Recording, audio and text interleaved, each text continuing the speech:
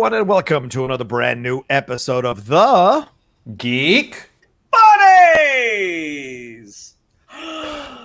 Hey! We're back again for another week of geeky goodness here on the show. Excited to be talking about so many things happening in the world of entertainment. We've got new trailers to talk about, new Star Trek news to get into. We got a Korg and Deadpool combo. Does this mean, is this Deadpool's official entry into the MCU? And we're going to get into our main topic, which is these Emmy nominations, and talk about our reactions to some of these. 24 nominations for Mandalorian, 23 for WandaVision. So those are all the things that we're going to talk about here on the show today. But let's introduce ourselves. I am the Outlaw, John Rocha, writer, producer, and host here on the Outlaw Nation and the Geek Buddies. I am Michael Vogel. I'm a writer and producer of animated TV shows and movies. And this is Shannon McClung. I'm an animation writer and a television actor, where you may have seen me on Marvel's Agents of S.H.I.E.L.D., Brooklyn Nine-Nine, and The Goldbergs. There you go. Good stuff. Good stuff. All those shows for sure. And thank you so much for joining us here. If you're a first-time downloader or a first-time listener, thank you very much for being a part of the Geek Buddies here. And, of course, listener, I mean the podcast feed. Don't forget, we are also on the podcast feed. So, please, if you subscribe here to us, go subscribe to us on the podcast feed as well and leave a rating and leave a review. Those things help us and elevate us to get seen by so many people and heard by so many people as well. And if you are coming back again and you've been on for a while, thank you very much for staying on the Geek Buddies train. I think we're having a great time with you all, and certainly with our reviews and these shows, we're getting some great responses from you guys for sure. The way it works is each of us brings up a geek news item. We talk about it amongst ourselves. Then we get into our main topic after we take a quick 5-second break. So that's how the show is going to go. Who goes first? Shannon? That would be me, and it is trailers. There's only 2 this week. We've only got 2 trailers this week. Nice. Trailers.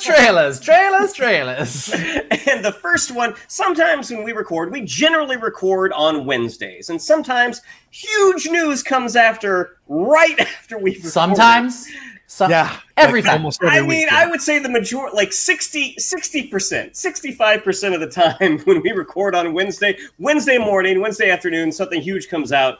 Wednesday evening or Thursday morning. And the first trailer that we're going to talk about is the second look at What If, the next Disney Plus series from Marvel. And so this is their first animated series. This is based off the old What If comic book, where you take something from the Marvel universe and you twist it ever so slightly to see how the story would have played out. So in this What If, we get a better look at some of the episodes that we're going to be getting, like what would have happened when Tony Stark was under enemy fire and he was rescued by Killmonger, of all people. I mean, my God. So yes, I mean, What If is one of those series that when they announced it at Comic-Con in 2019, I think everyone collectively kind of lost their minds, because this is a series that everybody loved reading, because it didn't really, it was pure just fan talk. Like, oh, what if this? What if that? And there you go. And we have a lovely graphic that gives us a look into what we're going to see. So the Killmonger Tony Stark thing was the biggest thing that I noticed. Like, we've seen already what would have happened if T'Challa had become Star-Lord. What would have happened if Peggy Carter had gotten the super soldier serum instead of Steve Rogers? So we got a better look at all of this stuff. But gentlemen, what do you think? I mean, I was a huge fan of what we saw, but over to you. Mike, you're the animation executive, please. Well, first of all, just to be super specific, this is definitely not Marvel's first animated series. Yeah, they've had Disney a ton Plus, of animated series, Disney but it is Marvel MCU. Well, but I think what does make this one stand out and what people are so excited about, and this is actually, aside from Star Wars, this is pretty rare. So, you know, Star Wars also on Disney Plus, like typically animated series and live action feature properties might live in the same world. You might have a DC movie come out and you might have like a DC direct movie and an animated series, but they don't really connect. And, you know, starting with Clone Wars and Mandalorian, like Star Wars really started connecting their universes. And now with this animated series, Marvel's doing the same thing. Like, What If, even though it's these fictional accounts of like, what could this be, what could that be, definitely connects. And I think one of the reasons, in addition to the Killmonger reveal and some other stuff that made it that made this trailer more exciting now is that when they announced it at Comic-Con, it still sounded like, well, this is going to be cool. It's the feature MCU team that's kind of leading this up, and they're going to have all of the voice cast come in, and it's going to be really cool to have all those people doing the voices. But knowing what we know now, where we're going with Doctor Strange, where we're going with Spidey 3, and where things have been seeming to go on Loki, we know that the multiverse is a big topic of conversation for Phase 4. And so having this series come out now, following up on the events of Season 1 of Loki, I think makes it even cooler. Like, everything you said about why people like the What If comic is absolutely true. Like, it's cool to see these characters sort of in different stories, with different relationships, people who wouldn't normally be together. But it kind of like feels more exciting and of the moment. It's clear why they placed it where they did in the rollout of shows on Disney Plus.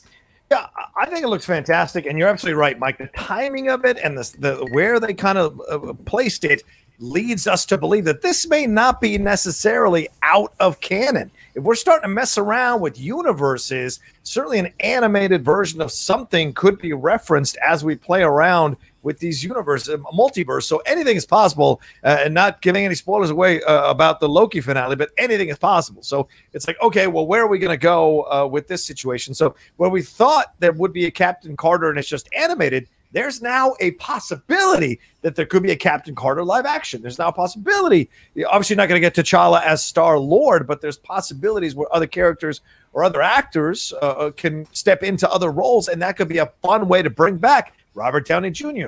or that whole Chris Evans rumor, right, that he was coming back. Then he said, first I heard of it on Twitter. Was this a way to kind of move around it? Yes, he's coming back, but not coming back as Captain America, as something else.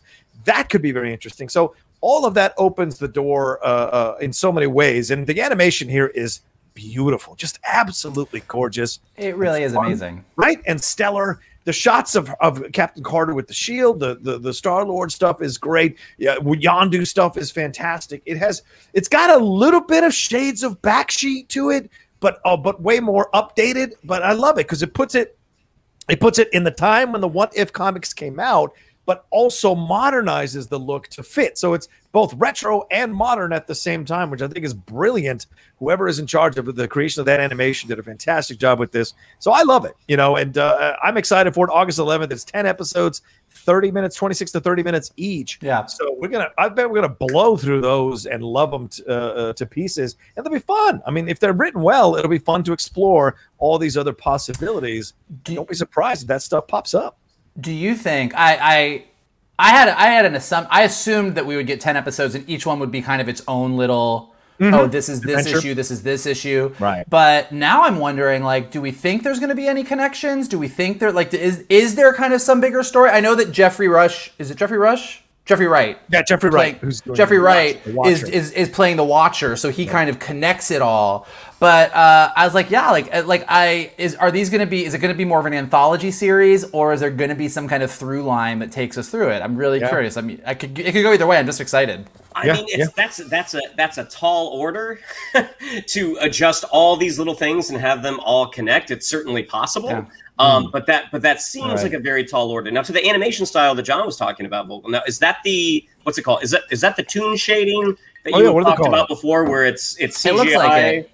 It's CGI. It looks like it, yeah. So it's definitely CGI animation, but there is some kind of effect done on it that it's better than toon shading. Like toon shading, which is, for anyone who doesn't know, like, it's when you, especially with early CG animation, you would do it, but it looked sort of very not pixely, but you could definitely tell it was CG. And like you do sort of a 2D overlay, sort of painting on top of it. Like for Futurama, they do a lot of that with like the ships in Futurama. Have like that, so like it's a CG ship, but it looks like it's 2D like the rest of the show. There's some kind of element to kind of give this a shaded look. I don't know that it's actually toon shading per se, but like it definitely is. It's really specific. It's definitely a really like unique style. I think it's really great. We talk a lot on our Bad Batch reviews just about how far the CG animation in Clone Wars and all of the Star Wars animated shows have come. Yeah. And it's really great. I mean, every week that we watch Bad Batch, we watch it and I'm kind of like blown away, especially in some of the wider shots of just how gorgeous that show is. It's kind of the best CG animated thing that I've ever seen on television. And this is so great because it's just a radically different style. Like, it's completely a departure from anything else. And I like the way that they've sort of designed the characters to feel more human, feel as close to their feature counterparts as possible, and still live in an animated universe, as opposed to like Clone Wars, which does a very stylized, kind of blockier kind of style. Like, I think it's really cool. Everything I've seen about it looks great to me. One of the directors on one of the shows that I work on, she is not a CG fan. She's a classic 2D fan. So she was not the biggest fan of how it looked, but we were discussing it, and I said that I thought it looked amazing. Yeah, I mean, we've got zombie Avengers in here, man. I mean, that's the crazy, right? There's a bunch of storylines to explore, and you're right. I mean, this is a quick shot from my exclusive first look thumbnail, but look how gorgeous that is. Look how the shine off the shield and the look on her face, even the rosing of her cheeks and stuff. Like, it's all so fantastic in its overall presentation that it makes you excited to see what more is going to come out and how the movements are going to be, because already from the trailer you can see how certain movements are working with certain characters. So, and I love the Watcher look. My God, that looks awesome. You know, it's just kind of crazy. Like, I was reading this in comics, and now it's really coming out for everybody to super enjoy. Well, I mean, I'm sure we will discuss this. I'm sure we'll discuss this at greater length in our live Loki spoiler review this week. But you are 100%. It is thrilling and amazing to me that Marvel has gotten to the point where they're getting into the weird shit. Yeah. Like, we are deep into the weird shit that, like, as comic book fans who have been reading this stuff our whole life, you know, whether it be Crisis on Infinite Earths or Secret War, like all the different things in comics that we're like, well, we're really glad that we're getting superhero movies, but that's the crazy shit. We are in the shit now. Like, we are deep. And the fact that, like, our friends who are not geeks, I mean, I know everybody listening to this, if you're listening to this, you're probably a geek. Yeah. But for all of our friends who aren't super geeky, like, the fact that I have people texting me about questions about multiverses and timelines and variants, I think it's great. Yeah, agreed. What's our other trailer, man? Yeah, that would be Turning Red. So the last two cinematic offerings from Pixar have gone straight to Disney Plus, mainly because of the pandemic, which was Soul this past December, and just recently Luca, which, if you have not watched Luca on Disney Plus yet, I loved that movie. Yeah, I thought Luca was a delight. But starting in March 2022, Pixar is back in the movie theaters with Turning Red. So this is actually from, I believe the pronunciation is Demi Shi, who directed the short from Pixar, Bow, from 2018, I think, which was a delightful little short. But basically, the basic premise of this is what happens when a 13-year-old girl gets too excited and turns into a giant red panda. So I believe this takes place in Canada. Really, really funny teaser. If you haven't watched it yet, I think it's only about 90 seconds. Sandra Oh is playing the main girl's mom. Just a delightful teaser. And gentlemen, what did you think of Turning Red? I mean, look at this red panda. This is like...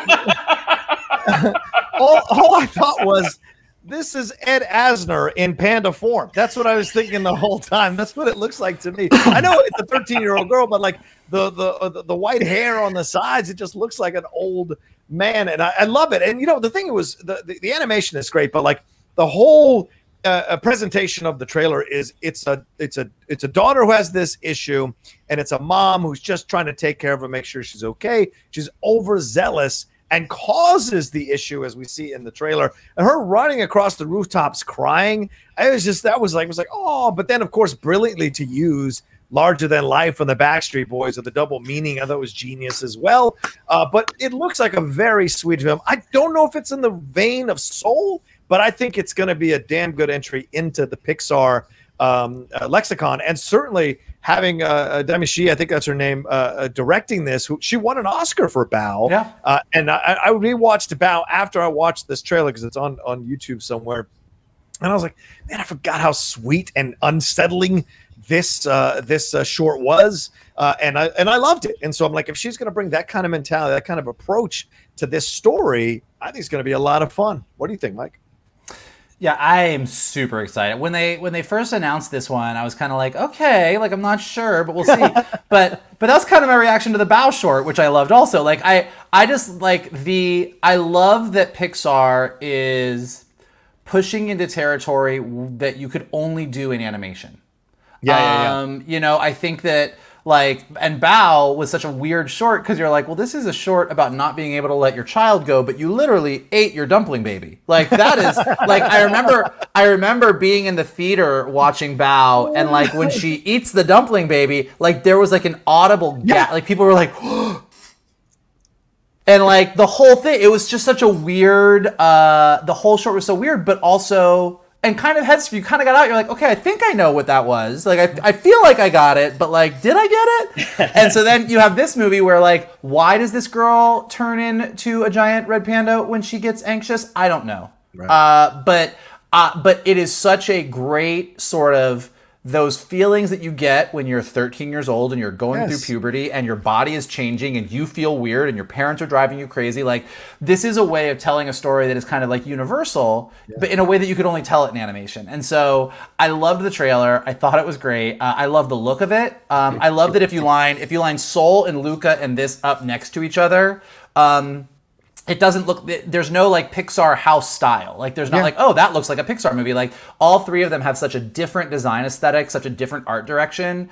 And also I think it's great, you know, when you look at, you know, and we talked a lot this about when Soul came out, but just like the representation in animation, like, you know, you were telling stories. It's proving that like animation is a universal medium. Like you, me, like any of the three of us, we're all going to relate to someone, whether they are a 13-year-old Asian Canadian who turns into a red panda, a black guy who dies and goes to heaven. Like it's a universal medium, and so whoever is being represented there, like it's something that we can all enjoy together, which I think is great. Well, I think, and the other thing that's great about Pixar is that they do things that are overt and then subtle at the same time, right? Like the panda obviously symbolizes how, like you said, Michael, we sometimes feel at that age with our hormones raging and things happen and we feel like we're a monster, we feel like we're a beast, or we feel like we're ugly, or we feel like we're out of the norm somehow. And so when the spotlight is on us, and it gets even more highlighted when our parents make a bigger deal about it as well. So it's overt that she turns into a red panda, but it's her inner life coming out to her outer life and having this occur. So it's brilliant, just like with Luca and the sea monster stuff. Like as soon as you touch the water, it becomes this. Once again, overt and subtle at the same time. So I appreciate that. And I like that they're doing this and appealing to these kids. Because, I mean, Riley is so fantastic in Inside Out. This is the market that they need to be hitting at, because all of us can remember being that age and the stuff we went through overall. And this totally works. Yeah, and you think about being a teenager and have your parent or parents embarrass you. What's the one thing you want to do is vanish. Yeah, and this is the polar opposite, that not only are you not vanishing, you're turning into a giant red panda bear. Yeah. And Turning Red is going to come out March 11th, 2022. I think I've told this story on one of our earlier episodes, but I just remember when I was working at Sony Television, and I would like walk across the street and I was doing animation for the Sony TV as an executive, but like I would walk over to the feature guys, and there was 2 feature executives over there, and I went over one day and they were so sad. They were just sitting there depressed. And I'm like, "What's wrong, guys?" And it was the week after Ratatouille had come out. And I was like, "What's wrong?" They're like, "We just got yelled at." I'm like, why? When you get yelled at for? They're like, we just got yelled at because we were told that why aren't we making movies like Ratatouille? And we don't know how to tell them that had we pitched a movie about a rat who wanted to be a chef before last weekend, we would have been yelled at for that. But now that Pixar did it, everybody wants a rat who wants to be a chef. And when I was watching this trailer, I always think of it because like this is something that like any other studio would be like, hey, I want to do the story about this Asian girl who lives in Canada, but like when she gets like really excited, she turns into a giant red panda. You'd be like, wait, what? Is it a magic curse? No, she just turns into a red panda. What? And I just love that Pixar does stuff that like you're like, who else would do this? But it's great. I'm on board. I can't wait. Yeah, 1000%. Yeah, and if you want, guys, I have a trailer reaction up to watch on the channel as well. I try to do more of those, and I did a trailer reaction to that and was just completely caught up in it and loved it. All right, so I guess I'm next with the story, and that is Star Trek. One of my near and dear favorite franchises. I love Star Trek to pieces. I love Star Wars and respect Star Wars, but Star Trek, as I've said many, many times, has my heart. And there have been a lot of stop and goes over the last few years about bringing the new cast back, the reboot cast back to do a fourth Star Trek movie. There were arguments about pay. There was rumors that Hemsworth was going to come back as Kirk's dad. There was a lot of stuff that was going on here. Well, according to Deadline, Matt Shakman has been tapped by J.J. Abrams to step in and direct the next installment in the Star Trek franchise. Of course, he is the creator of WandaVision and director, I think, of WandaVision as well. He's also the artistic director of the Geffen Playhouse in Los Angeles, which is a very legendary playhouse here in L.A., and also the director and creator of The Great, which I quietly loved on Hulu. If you haven't seen The Great, ladies and gentlemen, you're missing out on fantastic performances from Elle Fanning and Nicholas Hoult. Totally. So he is going to take over in this thing, and it looks like the reboot cast is going to come back to be a part of this. And like I said, there have been attempts. Noah Hawley was trying to write one. There's, of course, we heard about Quentin Tarantino doing that situation, possibly to jump into. And apparently they're putting this thing in motion very, very quick. They have a script by Lindsay Beard and Geneva Robertson Dworet. So what do you guys think about this situation? Do you guys like this idea? I mean, I'm not a big Star Trek guy. I was not into the original series. I was not necessarily into the Next Generation that much. I did like the first Abrams film. I thought that was such a brilliant reintroduction of those characters to sort of a modern audience. Right. I loved what they tried to do with Into Darkness. I don't feel like they succeeded. And Star Trek Beyond, it was like a long episode of the show, which I don't think really did it any favors. This fourth chapter, I mean, there have been a lot of interesting possibilities thrown out. I know Vogel kind of shook his head at Quentin Tarantino. Yeah. I don't know, and we don't know if Tarantino was going to be writing a script for this cast or if it would be a completely different cast. The same thing with Noah Hawley. I think Noah Hawley was supposed to do a completely different cast and sort of an Enterprise-less Star Trek, which I don't know how you do. Matt Shakman, I mean, just based off of WandaVision, I would think that this was in pretty good hands. Again, not being close to the property, I can't really say. But as you said, John, I mean, the fact that he had a hand in The Great, which I thought was one of the best hour-longs that has come in recent history. I mean, so good. And he's done a ton of directing. He was a big presence on It's Always Sunny in Philadelphia. He worked on Succession. I mean, most of the things that he has worked on have been pretty good. And that's not to say that he is solely responsible for it, but the fact that he was there and was a part of it would give me faith as a fan that this next chapter would be in good hands. Now, the idea that had been pitched that there was going to be sort of a time travel aspect and Hemsworth was going to come back. I mean, that to me, I'm like, that's a really interesting story. They're clearly not going with that. But yeah, I mean, I with all of the new Star Trek films, I have seen all of them in the theater. I would definitely see this one in the theater as well. It's kind of crazy to think about, Mike. It's been 5 years since Star Trek Beyond. That's kind of crazy. So much has happened to all of them in the last 5 years. Wow. Kind of crazy. So, Mike? I'm in between you both, like literally. That's where I sit on Geek Buddies. I love Star Trek, so I'm not like Shannon. I love Star Trek. I've always loved Star Trek, but I am more of a Star Wars guy. Like Star Wars is my main Star brand, but Star Trek is definitely up there, and I love the universe. I love what Gene Roddenberry created. Yeah. You know, the movies are really hit and miss. I mean, Star Trek is definitely something that works in a lot of ways for whatever reason, works better on TV for people. Yeah. Like the TV shows have endured better. That's where like a lot of the biggest things that we all love about Star Trek have come from. And then the movies, you know, it used to be sort of like, you know, an evens odd thing. Like the odd numbers were bad, the even numbers were good, was kind of the common thinking. But then with the Next Generation movies, they got really bad all across the board. And so that kind of just like threw that out the window.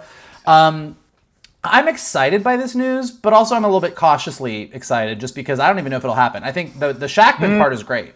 I think he did a great job on WandaVision. I also think The Great was great. So I am super on board with him as the person helming it. Yeah. But as you guys have said, there's been so many announcements about what they're doing with Star Trek, and I don't think they quite know what to do with it. And I don't know that they're confident enough in the brand to really run with it. So I wouldn't be surprised if... I wouldn't be surprised if this got traction and went forward, and that would be great, and then we'll continue to talk about it. I also wouldn't be surprised if this went the way of the Tarantino thing, where we're all like, well, what is this going to be? And then it just disappears, because we might get to a certain point. I mean, I'm glad they like the script. I believe this is the first Star Trek feature script written by females. Yeah, two women, yes. By two women, so I think that's interesting. I think also, separately from the Shakman part of it, I think the most interesting thing about the first Star Trek in this reboot series was the idea that we were going to re-explore everything that happened in the main Star Trek timeline in a new timeline where everything could happen differently. And that meant that everything from Klingons to the Borg to Ferengi to Q, like anything from any version of the TV shows was fair game because the timeline was completely altered. Yeah. And I think that's a really cool overall idea that they've kind of lost along the way as they've been sort of reaching and grasping for what Star Trek could be. So I hope that they kind of get back to that, but we'll see. Yeah, I've got an unpopular opinion, and I know that, so I'm going to say it. And as I said, I'm a massive Star Trek fan. I go toe to toe with anybody about my love of Star Trek. But I think Matt Shakman is a fantastic director, and certainly WandaVision just got 23 Emmys, so you can't argue about the results of that. Did they fully stick the landing? I think the jury, you can debate it certainly until the cows come home, as the old people used to say, but. In my opinion, we don't need another white male director to direct a Star Trek film. I was excited by S.J. Clarkson 3 years ago stepping in. There are plenty of women of color, people of color. I know Justin Lin directed Star Trek Beyond, but let's bring in more people. Let's bring in more people of color. Bring a black perspective to this show. You know, we've had Nichelle Nichols, we've had Zoe Saldana. Let's bring a black director in. Let's bring a Latino director. Let's bring in women of color to come in and direct and give us a different perspective on Gene Roddenberry's vision, because Roddenberry's vision was about all of us coming together, regardless of race, color, or creed, to live in a better future. Well, if it's constantly being directed, other than Justin Lin, by a white male, then we're not really kind of uplifting the spirit of Roddenberry. Now, it's not saying Shakman can't do a great job. Certainly, WandaVision, a female-led show, basically her name literally leads that title. It certainly kind of lets you know that it's possible for them to create something new and a new approach to these characters. I just would like to have seen that. And I love that we've got two female writers. Totally, that's great. Let's get some more color. Let's get some diversity in here to talk about this. So that's where I'm at. I mean, I like Matt Shakman, but I was hoping for something a little more inspirational in terms of the choice for director. That's my point of view. And some people may be upset about that, but that's just my point of view. I in no way don't want to keep Matt from directing. He's probably going to direct a fantastic film. It's just I would like to see some more diversity in my Star Trek other than on the small screen. I'd like it to be up there. So that's my point of view. No, I think that's, I mean, I don't know how unpopular it is. I think this is certainly a valid, as we were saying with the Pixar movies, I think what we're seeing in the Pixar movies, what we're seeing in the Marvel universe is the more diversity you put behind the camera automatically means that you're going to get a more interesting, diverse story in front of the camera. So I think that that's a perfectly valid issue to challenge, issue to kind of put forth to Paramount and Star Trek. I didn't want to tweet it yesterday because I didn't want the drama. Like, I almost tweeted it yesterday. I was like, I don't need the drama today. I'm working on something else. Is Twitter dramatic? Do people have extreme opinions on Twitter? I wasn't. and have you not had an issue with this in the past? Yeah, I tweeted the England manager thing. People went insane. So, one drama a week. That's all I'm allowing. So shout out to Matt Shakman. Go take care of your business, son. I hope it's a good film, but I was hoping for a little more diversity. Anyway, all right, let's move on. And there's no, they say there's the deadline they're pushing this thing at warp speed. Very clever. So clearly this is something they're looking to do. And it feels like this one has the most chance of happening of all the ones that have been announced. So I think they said this spring, right? Like that was but they've got to get ideal. They got to get everybody back. I mean, Zoe Saldana is off doing MCU stuff, and John Cho's coming out, being his own lead actor. I don't know if the positions these actors were in back then are the positions they're in now in their career. So I don't think they would have thrown that date out there without having a little bit of faith that they could make it. Let's hope so. Anton Yelchin sadly passed away, so you'll have to replace him too. Yeah, sorry, Mike. Go ahead. I think those 23 Emmy nominations that came along with the announcement probably get this a long way towards actually happening. So we'll see. That's fair. That's fair. All right, where are we up to next, Mikey? If you recall, way back before the pandemic started, there was a movie that was slated to come out that we were all really excited about, starring Ryan Reynolds, called Free Guy. And it got pushed, and it got pushed, and it got pushed. But now that we are back in movie theaters, Free Guy is also coming out on August 13th. And like every studio, Disney, Fox, everyone is trying to figure out how do we re-engage people with the trailer that they've seen 95,000 times. And the way that they decided to do this, which was pretty fantastic, was to post a reaction video to the new trailer for Free Guy online with Ryan Reynolds' Deadpool and Taika Waititi's Korg from Thor Ragnarok reacting to the trailer. This is the most, there it is. If you are watching this, if you are listening, John just posted a picture of these two. It was great on a number of levels. Oh, yeah. One, I think Ryan Reynolds and Taika Waititi are just having the most fun in their lives of anyone I can think of. I think they are just living their best lives at all times. Two, in perfect Deadpool fashion, Deadpool made fun of Deadpool 2. They talked fridging. He made fun of Free Guy. He made fun of Fox. He made fun of Disney. It was just all over the place. What did he say? He said Free Guy looked good in a last days of Fox fire sale kind of way. So he said Thor Dark World was better. Yeah, it was super, super awesome. If you haven't checked it out, go check it out. It's just kind of delightful to watch these two. And of course, because we are all nerds, and as I said, with the What If trailer, all we're talking about is the multiverse. The other big part of this is having Deadpool, who is a Marvel character from Fox, sitting on a couch with Korg, who is in the MCU, and having Deadpool asking Korg repeatedly how he can get into the MCU. Korg has quite the answer on it. Kind of had everybody freaking out because this kind of is a signifier that Deadpool is going to sneak in the back door of this MCU and be a part of it, and everyone's really excited. Early on, there was a lot of questions of how are they going to bring, all of the Fox things into the MCU, and we know that Fantastic Four is coming, and we know mutants are going to be there eventually, but Deadpool is this R-rated sort of different thing. Does it fit with Disney and Kevin Feige? And I think that this video is kind of a signifier that he's going to find his way. You can't keep a good Deadpool down. So what did you guys think of this? Man, I loved it. It was 5 minutes of greatness. Honestly, 5 minutes. I watched it this morning and did a trailer reaction for it. Is up now. And I was just laughing the whole time. Wait. Because I was shocked. Did you do a trailer reaction to the trailer reaction? Yes, absolutely. Wow. I did a trailer reaction to the trailer reaction. This is getting deep, y'all. Because I just started doing these. So having him make fun of them and then do it so well, was brilliant. Just absolutely brilliant. Him pausing it to talk about it was hilarious. And you're right, the fridging thing, and also known as Deadpool 2, just genius. And that shows you that at least the humor of Deadpool is transferring over. The ability to make fun of himself, make fun of things that he's involved in, is transferring over. My only complaint about this is we didn't get enough Korg in terms of comments and one-liners. I wanted some more than just, hello, catch the ball, or whatever he was saying. I can't do a New Zealand accent. So whatever he was doing there, it was great. But I love Korg to pieces, so I wanted more of Korg overall. But this is Ryan Reynolds' baby to carry because it's his movie, so you let him have a majority of the lines. I just was hoping for a little bit more. That being said, this is 5 minutes of absolute greatness. So, Shannon, this was a wonderful example of the synergy that is happening right now.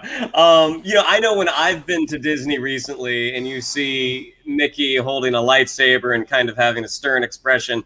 To me, I'm like, I don't know about that. I think maybe you should keep those two separate. But having Deadpool commentate on Ryan Reynolds' career is always funny. And though I do 100% agree with you, John, I would be curious how much of this was scripted and how much of this was them going off the cuff. Because I'm like, wow, Korg's not really saying a whole lot. And Ryan Reynolds definitely has some zingers in here.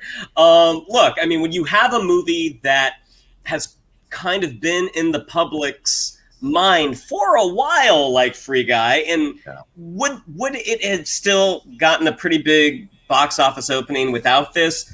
Maybe. I mean, Ryan Reynolds is a bankable star, but having this type of promotion to push it forward, this was a brilliant move by whoever came up with this. And for those folks that like maybe don't watch trailers every day, like the three of us, this also lets them know that Taika Waititi is in the movie and is playing the villain. So I thought it was super funny.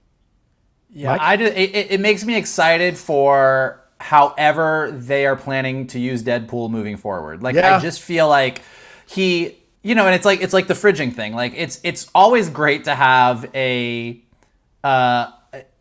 able to poke fun at yourself. I mean, it's something that we all do. Like there's so many people in the world, AKA check Twitter, who aren't good at making fun, or who aren't good at making fun of themselves, who just take everything super, super seriously. Right. And you have Ryan Reynolds come along and basically, be like, oh yeah, fridging, that's like Deadpool too. Like to actually like just jump right into, I got a bunch of shit for this, and probably not 100% wrong. I think is so great, and to have that energy as everybody gets so worried about, well, what's Disney gonna do with Star Wars, and what's Disney gonna do with Marvel, and what's all this stuff gonna happen? Like having Deadpool just ride that wave, just kind of makes everything feel a little bit better and more ridiculous, and you can just kind of smile and relax. It's a joy. And look, it convinced me. I have been on the fence on Free Guy. I've been like, really? But this one got me on board. There was more footage in this trailer as well of the Free Guy stuff, and I love Jodie Comer, so there was more with her, which I was like, okay, great. Now I've got a little bit more of the backstory, a little bit more of what's happening here and where this is going to lead to. I mean, this feels like a version of Truman Show a little bit, right? So I like that with a little They Live thrown in where the sunglasses show you what's actually going on in the world. So I like the combo of stuff going on here. But I did see some people on some other websites complaining that this is Disney and the synergy and this is what we can expect because one studio owns everything and blah, blah, blah. I'm like, this is fun. Lighten up, Francis. This is a little fun. Enjoy this. We've been in a fucking pandemic for over a year now, and there's a Delta variant rolling out there. A little humor for 5 minutes is not a fucking bad thing, okay? I know I have no room to talk. If you look at my Twitter, if you talk to me for 5 minutes, I'm like a huge Disney fan. So like obviously I'm biased. But when you look at some of the Star Wars stuff that was happening pre-Disney getting that. When you look at some of the Marvel movies that came out from like 20th Century Fox or what Sony was doing with Spider-Man before they teamed up, and then you look at what we have right now with Star Wars, what we have right now with Marvel, Disney feature animation, Pixar animation studios, and like all of your fears about one giant conglomerate owning everything and aside, we're getting better shit right now. Yep. Like this is like the bigger ethical arguments of all of it, completely valid. But at the end of the day, like, has there ever been a better time to be a fan of all of these things at once? Like we're waking up in the morning and we're watching our TV shows. Like it's just like, it's ridiculous. It's amazing. That's a very good point. Shannon, any final words? No, I thought it was funny. Okay. I thought it was funny. I hope when the Blu-ray is released that Deadpool and Korg have a commentary track. Oh my god! Shannon McClung, aka the Korg of Geek Buddies. Good. It's good. It's good. You want to hold when they speak spaceship? Catch the ball. You missed it, man. You missed it. Oh, that's not too bad. All right, I do okay. All right, let's take a quick break. That's all our intro geek news items, and we'll be back with our main topic, which is talking the Emmy nominations for all the geeky shows and the shows we like as well. Here, right after this, let's see what Shannon comes up with. Do do do do do do do do do do do do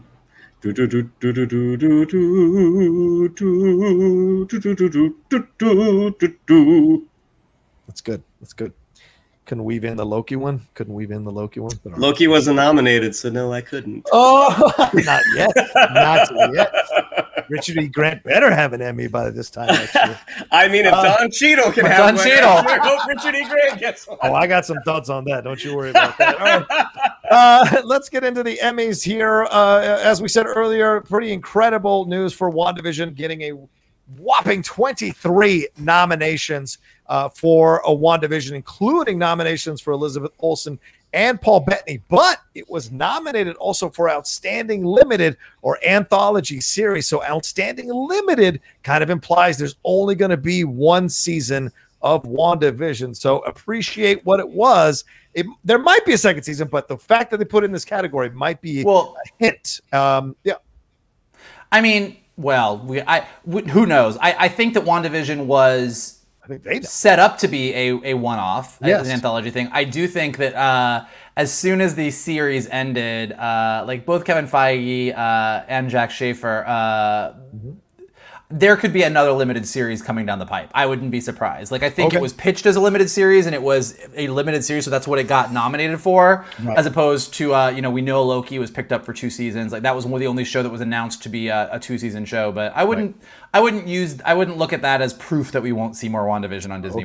Okay. There might be, but maybe under a different name. Maybe under a different name down the road. White Vision or something like that. Anyway, Mandalorian got 24 nominations for its second season, which tied The Crown, which is they got 24 as well. Also, Catherine Hahn's song "Agatha All Along" got nominated for an Emmy, which was pretty cool. Also, MJ Rodriguez became the first Emmy nominee to be first transgender performer to be nominated in the history of the Emmys for Pose. Its 3rd season just wrapped up there, Mike. She's got stiff competition here, Mike. She's going to be up against Uzo Aduba for I Imagine in Treatment, Journey Smollett for Lovecraft Country, Olivia Colman for The Crown, Emma Corrin for The Crown, Elizabeth Moss for Handmaid's Tale. So, but just to be nominated, I think it's a fantastic situation for sure. What else have we got? But Falcon and Winter Soldier didn't get any nominations except for Don Cheadle for the 3 minutes or 2 minutes he was on screen. There's a lot of controversy about that. Scott Manzel, who runs the Hollywood Critics Association, which I'm a member of, tweeted out that he thinks that maybe some of these voters thought they were voting for Anthony Mackie because they don't tell the difference, and they voted for Don Cheadle. That's a possibility. I'm not saying it happened in a guest actor role. I mean, you're asking me to think they're all intelligent. I'm sorry, but I can't always say that. So who knows what their situations were? Also, there was drama about Lin-Manuel Miranda because Hamilton got nominated for 12 Emmy nominations. And Frank Pallotta tweeted great. He said, "Congrats to Hamilton, a film of a musical that was released on a streaming service for its nominations for Emmys, an award that celebrates TV." So there was a little bit of controversy here because there were not nominations for The Underground or for Small Axe, which a lot of people really enjoyed on Hulu as well. No, I'm sorry, on Amazon Prime, rather. And then Regé-Jean Page was the only person nominated for Bridgerton. But Lovecraft Country, which HBO just recently announced would not get a second season, got 18 nominations overall. So those are some of the things. And, of course, for whatever fucking reason, Emily in Paris got nominations for that show for Outstanding Comedy Series. And Cobra Kai got nominated for Outstanding Comedy Series, which really confused me. Because is that a comedy? I don't know if that's a comedy or a drama. To me, that's a drama with the occasional humorous moment. They're kicking each other's asses every season. They're fighting in high schools. They're throwing each other off balconies to be paralyzed. I'm confused where the comedy is. And to put it in a category that says best anything. There's the shots. There's the shots. Wow, shots fired. All right. One last thing, Snub, as I mentioned, for Small Act, Steve McQueen's series on Amazon Prime. These are 6 feature-length films. John Boyega is starring in one of them, and they bypassed Oscar eligibility, thinking they'd have a better chance of getting Emmy wins, and they didn't even get nominated. So, a really interesting group of nominations for sure. Overall, gentlemen, what are your thoughts about these nominations? WandaVision, Mandalorian, The Crown getting 24 nominations, Ted Lasso, of course, getting a lot of nominations. What are your thoughts? I mean, it's interesting because the nominations, at least on the acting side from WandaVision, I think 75% are completely justified. I think Elizabeth Olsen, Paul Bettany, Catherine Hahn 100% deserve those nominations. Evan Peters, I don't know. I don't know if I would have given him a nomination for Ralph Boner. And that's no shot on his acting at all. I thought with what he was given, he did 100% what they wanted him to do. I just feel like there were other people out there that maybe other performances that maybe should have been recognized. Now, when you get to the Don Cheadle of it, like I think Don Cheadle is a phenomenal actor. I love Don Cheadle's television work. Why you would recognize him and not Carl Lumley from The Falcon and The Winter Soldier is crazy to me. I mean, even when that's what it was. Maybe that's what it was, Shannon. They thought he was Carl. They thought he was Carl Lumley, so they just I don't know. I don't know. I mean, Don Cheadle's a pretty recognizable guy. I can't see them getting confused over who Don Cheadle was versus Carl Lumley. I mean, and the same with Anthony Mackie. I mean, all respect to that writer, I don't think that's correct at all. But I mean, that's me. I mean, maybe I'm looking at things from too optimistic a point of view. I think a lot of times people just vote like they haven't seen the thing and they're, I like that Don Cheadle. He's a good actor. I think that's probably more likely. It's the thing, and even when we were doing our reviews of The Falcon and the Winter Soldier, this is one of those things that confused me. Is in all of the Disney Plus shows, you have the closing credits with the graphics. And Carl Lumley was never in those credits. And I was like, why is he not there? Like, he plays a significant enough role in this series that you would expect him to be there. And then now not getting... I think if he doesn't get nominated, I don't think people blink an eye. I think Don Cheadle gets nominated instead of him. And it's like, that's kind of crazy to me. But what I think is promising, at least from like the geek standpoint, is that these organizations are starting to recognize these shows. I mean, the fact that The Mandalorian, this is the second year in a row that it's been nominated. This is WandaVision's first year. So now we see that sort of that gate that they couldn't get through before, they're getting through now. I mean, Black Panther did it with the Oscars, and now WandaVision has done it with the television series. And certainly after Loki, one would think that one or more of those performances would get recognized, as well as the writing and the directing. Yeah. I mean, Michael Favreau was nominated. Carl Weathers was nominated for Outstanding Guest Actor, and the series itself was nominated for The Mandalorian Outstanding Drama Series. So a lot of positive things for them as they go into the second year. And Shannon's right. More and more of these shows that have been on the fringe in the past are now kind of being brought into the mainstream here to be nominated for these awards. Is this because the body is getting younger, more diverse? Is this on purpose? I think it's a little bit that. I think also just like, I mean, we've been saying this as much as everybody worries about all of the streaming services and is streaming ruining network and like all this different stuff, like we have really good TV right now. Yeah. Like we have better TV. I mean, like it's like we have the stuff that we're watching in our living rooms is rivaling anything that we can go see in the theaters. And I do think that in general, the Emmys are just a little bit ahead of the Oscars, a little bit ahead of that body as far as like just accepting the fact that this is great entertainment. Shannon's right. Like Black Panther did make it through and get nominated.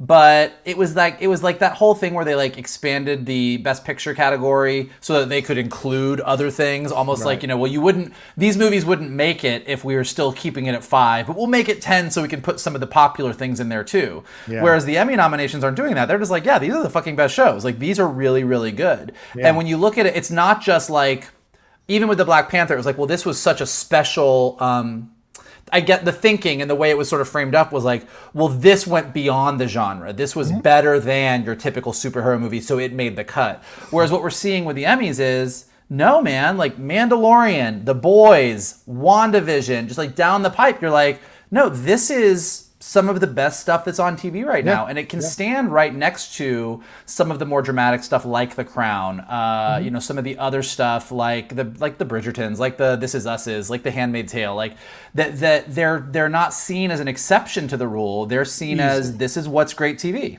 Easy on This Is Us, pal. Easy on that. Don't you come for This Is Us. Please. Don't you do it.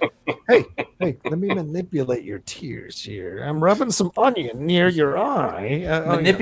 Manipulating your tears is literally what storytelling is supposed to do. That is not literally... Encourage. It's the difference. I'm sorry. I do want to say, though, Ted Lasso... Again, one of the shows I triumphed before any of these critics did because they all didn't want to watch a soccer show. I was one of the first on it. But it got 20 nominations. It's the most ever for a freshman comedy series. So shout out to Ted Lasso and everybody involved with Ted Lasso.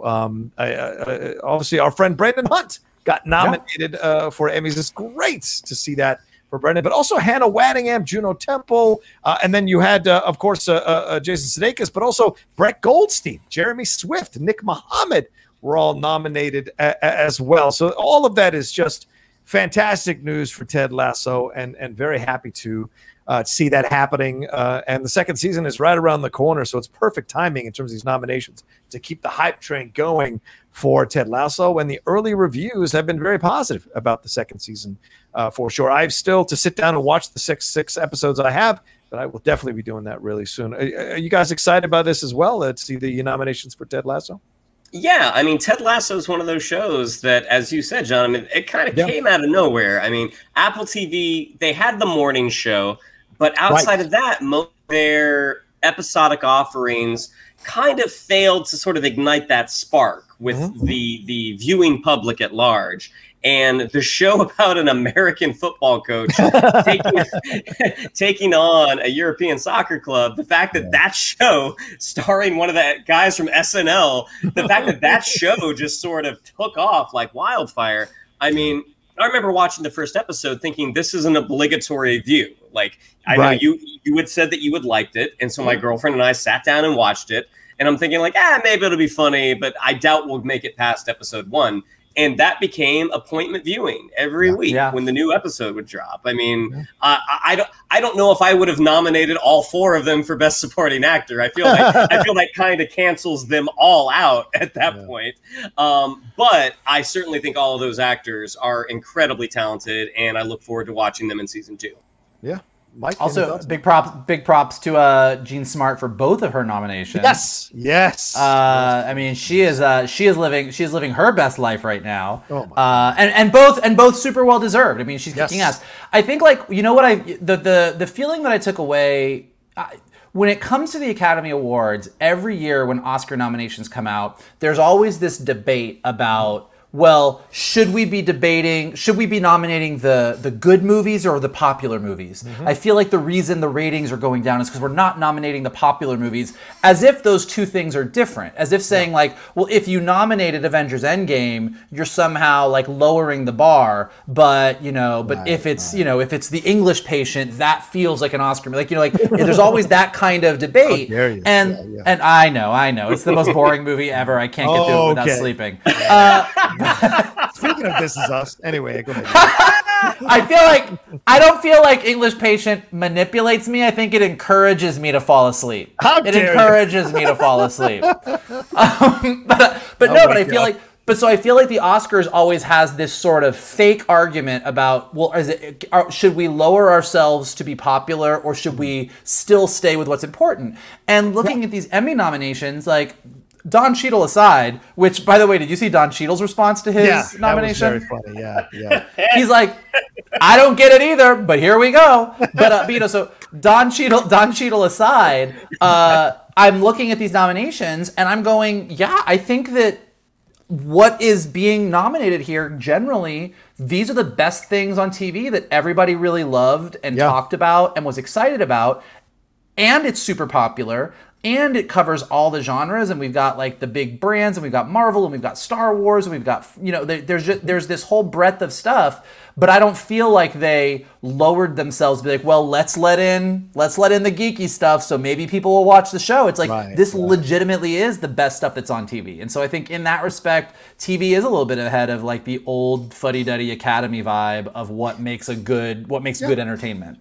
You can make great points, Mike. You look at the comedy series here, right? You've got, as I mentioned, Cobra Kai, but you've got Hacks. Hacks has every right to win that damn thing. Yeah. If you guys haven't watched Hacks, it is one of the greatest seasons of television I've ever seen in my life. And I'm a lot older than everybody else who's watching. Ted Lasso, the flight attendant, was surprisingly good. I did not know if I was going to like that. And Kelly Cuoco, I could give a fuck about the Big Bang Theory. She's incredible in this show. I love her in this show. Honestly, it's just not my jam. I love Billy Porter getting nominated for Pose. That's some great stuff. Then Jonathan Majors, who's going to be Kang. It's a wonder. It's a wonder that you get in trouble on Twitter with your opinions. I can't imagine why. God forbid I don't toe the company line. God forbid I don't come on the street. Just end it a fucking pen. It's a mystery. It's a mystery to me. I like that it's not just not towing the company line. Like, I wouldn't vote for that. Fuck that one. I'm just saying.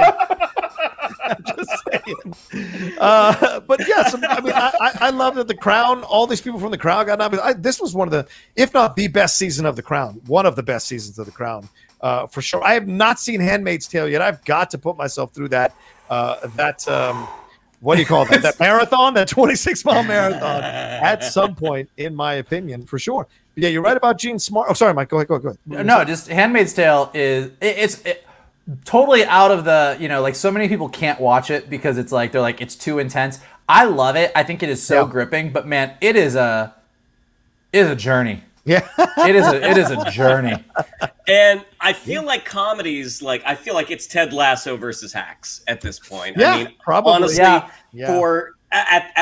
it wasn't quite the end of the season for Hacks, but I think I had tweeted like Gene Smart, Hannah Einbinder, Carl Clemens Hopkins, just give them all the awards. Yeah. I mean, because such a compelling 8 episodes of a show that was funny and heartbreaking and engaging, and the fact that they released 2 a week, which as a viewer I was like, oh, thank God, because this was so good. But you can't forget, the dark place that Ted Lasso pulled you out of at the beginning of the pandemic. I mean, you're right about that. It's a super competitive year for comedy. That's a really good point. Like, I think Hacks is amazing. I think Hacks absolutely deserves to win. Yeah. I think there's an argument to be made for Ted Lasso too, but I think the thing that, like, if I was just kind of voting with my heart, if I was voting here, like, I kind of think Ted Lasso gets it for the exact reason you said. Like, I can't really separate, like,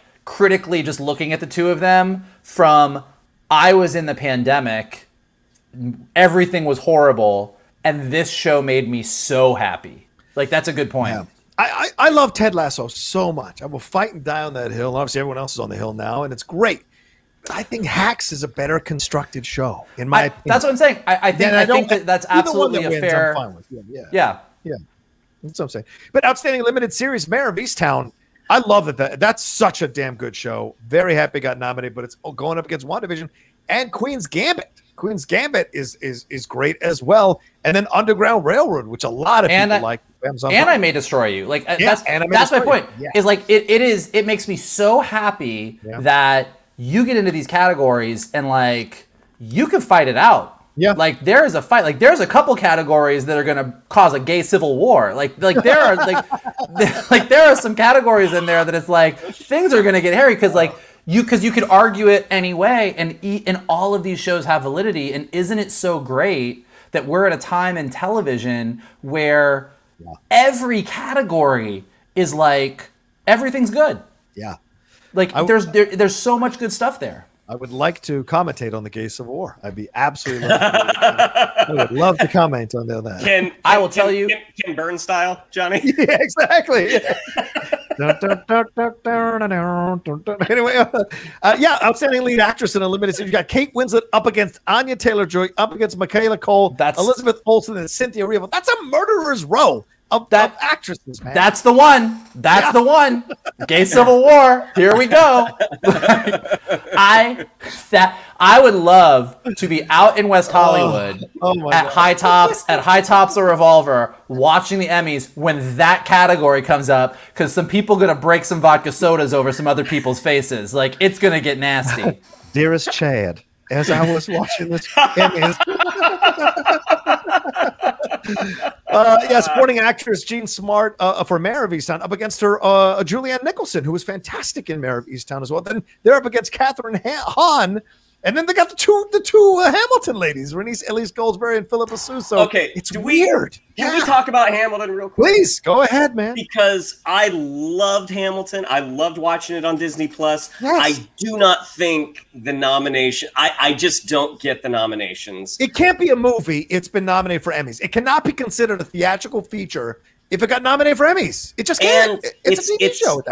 It was a filmed play. Like that was what it was, and that is not taking anything away from the content. I thought they were brilliant performances, but I'm like, you can't. No, like that's not what this was made for. So counterpoint. I'll give you the counterpoint, even though I don't 100% disagree with you. Like I think that you have a very valid point. The only counterpoint that I would make is I've seen a lot of stage shows that have been recorded, and I watch them. Yeah. And they don't fare great. Like, I mean, if you really like something, if you're like a huge fan of Into the Woods and you watch a recording of Into the Woods and you're like, that's great. This production of Hamilton was made for television in a way that other musicals or shows that have been recorded were not. Like, it was shot over several nights. It was shot some nights with an audience. It was shot other nights without an audience, so that you could do close-ups, you could do different angles. It was edited together really well. Like, as something that was built, that was made specifically for a medium, there was more work put into it than normally is. Now, the performances are still just the same performances that they got nominated for at the Tonys, and they're kind of double dipping. So I hear you on that. Yeah. But I do think that, like, But they said it was a feature film that they were releasing on. That was the initial intent. That was my counterpoint to the counterpoint. For them to reverse course. It was not made for television. Right. It was made with the intention of releasing it as a theatrical feature. You're trying to win an Oscar, yeah. It became a television event because of the pandemic. Right. And I think that's where it was a little bit like, but Conan did get nominated. Oh, okay. Conan did get nominated on his way out the door, of course, closing down his show. He did get nominated one last time. RuPaul's Drag Race got itself nominated for Outstanding Competition and Reality Show. We're currently obsessed with RuPaul's Drag Race in this. Oh, really? Oh, yeah. Season 6 on Paramount Plus. Come on now. Are you on season 6? That's a good season. It's what we're discovering. It is a good season, for sure. And then Bowen Yang getting nominated for SNL, which is fantastic as well. So a lot of positive things. Oh, and I do want to correct myself. I'm sorry to the people who are Falcon and Winter Soldiers fans. They did get nominated for 5 awards there for the Emmy. Sorry, they're 4 technical and 1 for Don Cheadle. I just meant they got shut out of the bigger categories for actor and what have you, because that was a damn good show. Did it stick the landing? Maybe not 100%, but certainly you could argue nominating certainly Anthony Mackie, who did some of the best work he's ever done, and Sebastian Stan. So it's a shame not to see them in these categories in contention for their work. And Carl Lumbly, absolutely. I think it's clear based on the nominations, though, that had Don Cheadle not been in it, the entire show would have fallen apart. So you're right. Someone's got to explain. This is why, and I know we got to go, but this is why I think every voter's ballot should be public. Every fucking voter's ballot, not so you can tear them apart for voting for one thing or another. It's so you can tear them apart for moments like this and say, what were you thinking, and why did you think that a simple conversation in the Smithsonian merits this? Did you really nominate Don Cheadle, or were you thinking of somebody else? Tell the truth. I like that your argument was we need these to be public, not so that we can tear them apart, but so that we can tear them apart. I mean, with extreme cases like this, I don't mean for their nominee. Like, oh, I'm glad you like This Is Us. Fine. But like something like this is more of egregious, and you're like, I want to know what happened here. Did you give it to your assistant, or are you a stupid racist that needs to be taken out of nominee processes? That's my opinion. You're saying you just want to know, you just want to find out if they were manipulated to vote a certain way or encouraged to vote a certain way. Yes. Well said. Well said. Anyway, and before we go, because you did tweet out this article, Johnny. Oh yeah. Gina Carano being snubbed. Oh yeah. For the Mandalorian. Not like, I know that going negative is not really our thing. That's we try to be positive. Even though I do sometimes go negative. But yeah, go ahead. But good Lord. I mean, again, at least the people that I follow on Twitter, most of the responses have been a bit more vitriolic than I will be right now. But it's are you kidding? You think that was a snub? Yeah, that's never going to go away. Come on. That's never going to go away. I don't like to go negative, so I will just say that I am positive that is not a snub. Well said. Crafty is as elusive as ever, Mike. All right, well, there you go. That's our show here for this week. Hope you all enjoyed it, and it was a fun show for us to hang out and bring you our geeky goodness. Don't forget that we have a Loki live review. We're dropping this today, this episode. So the Loki spoiler live finale review will be 5 p.m. PT tomorrow, Thursday, 5 p.m. PT. Right now, it is the three of us and Emma Fife. There are negotiations to bring on a fifth guest, but we have to wait until she says she's available, and then we'll bring her on. And we may even have a little bit of a surprise for you all if we can make it happen. No promises, but if we can make it happen. So be aware of that. And, of course, this week is also Bad Batch review week. So on Sunday or Friday night, we'll be dropping the reviews of the last 2 episodes of the Bad Batch. All right, Shannon, what do we got to tell them? Yeah, if you'd like to follow us on social media, on Twitter, it's at Geek_Buddies, on Instagram at _Geek_Buddies. If you'd like to follow me on social media, on Twitter, it's at Shannon_McClung, on Instagram at Shannon the Geek Buddy. If you would like to follow Mr. Vogel, it is at MKToon. If you would like to follow Mr. Rocha, it is at The Rocha Says. Mikey? Listen, we are having a great time doing this, as you can tell, and we don't want to manipulate you into helping us do more stuff, but we would like to encourage you to help us to do more stuff. And the way that you can do that is to smash the like button below. Definitely subscribe to Johnny's Outlaw Nation page. There is a ton of great stuff. As he told you, he's doing tons of trailer reactions. He doesn't have Korg, but the Outlaw is all you really need. Definitely leave some comments below. Let us know what you think of these Emmy nominations. What did you think of the trailers? Are you excited for What If? What are your feelings about this new Star Trek movie? What do you want it to be? Like, let us know all your thoughts. We love checking that stuff out. If you are listening to us on Anchor or Spotify or Apple Podcasts or anywhere podcasts are available, leave us some stars, leave some comments there. It helps us go up in the rankings, which is a great way for people to find us. But the best thing that you can do is retweet this video, post it on any of your social media outlets, send it to your friends. Anybody who loves talking geeky stuff, send them our way. The more the merrier. We want all the buddies to join our Geek Buddy Nation, and then we'll see you several more times this week as we talk about all the other geeky stuff that's out there. That's right. All the great stuff happening here on the Geek Buddies and on the Outlaw Nation channel. Yeah. And don't forget, as Mike said, to subscribe to the podcast. It's very, very important. All right. We'll talk to you later. You guys take care of yourselves. Be well. And we'll see you next time for another brand new episode of the Geek Buddies. Hey!